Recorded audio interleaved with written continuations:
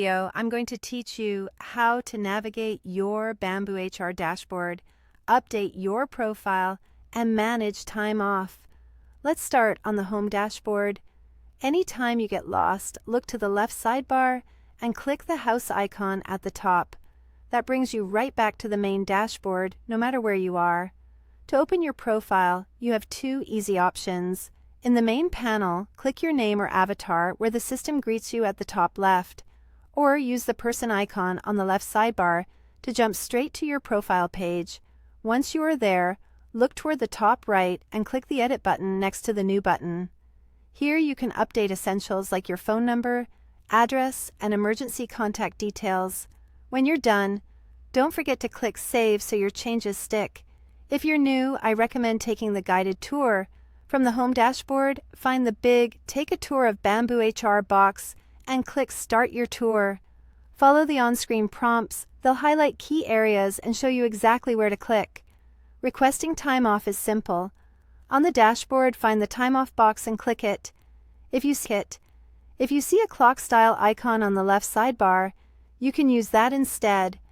In the Time Off view, choose Request Time Off, pick your dates, add a note if you want to give context, and submit. In that same area, you can also check your balances, like vacation and sick, so you know what's available. To stay informed, look for What's Happening at Your Company on the dashboard. This is where recent requests and announcements appear. Click any item to open the details and get up to speed. When you need to create something new, head to the top right of the main panel and click the New button. From the drop-down, select the item you want to add, such as an employee or a time-off request on someone's behalf, depending on your permissions. Documents are just a click away using the notebook icon on the left sidebar. This is where you'll find company policies and any uploaded files.